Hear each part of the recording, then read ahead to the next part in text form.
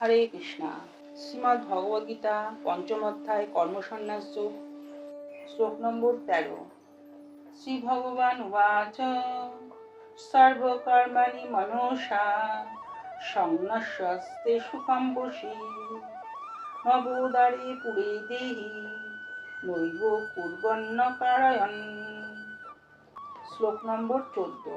শ্রী ভগবান উবাচ ন কর্তৃত্বম ন কর্মাণি লোকস্য সৃজতি প্রভু ন কর্মফল সংযোগম স্বভাবস্তু প্রবর্ততে। শ্লোক নম্বর 15। শ্রী ভগবান উবাচ না দত্তে কস্যচিৎ পাপং ন চৈব সুকৃতং বিভু অজ্ঞানেনাবৃতং জ্ঞানং তেন মুচ্যন্তি জান্তবঃ।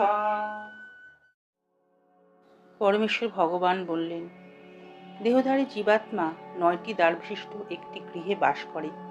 2টি চোখ, 2টি নাক, 2টি কান, মুখ, উপস্থ ও পায়ু।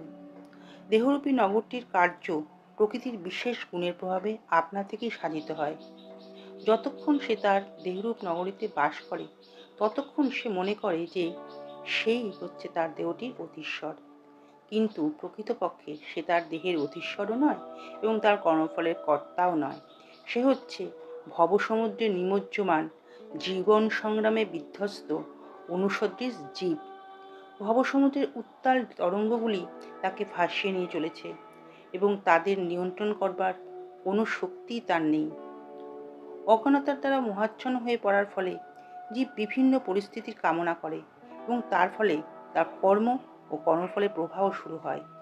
জীব যখন তার কামনা বাসনা দ্বারা মোহাচ্ছন্ন হয়ে পড়ে তখন সেই কামনা বাসনাগুলিকে পূর্ণ করতে ভগবান তাকে অনুমোদন করেন, কিন্তু তাদের বিশেষ বাসনার পরিপ্রেক্ষিতে তাদের কর্ম ও কর্মফলের জন্য ভগবান কোনো অবস্থাতেই দায়ী নয়।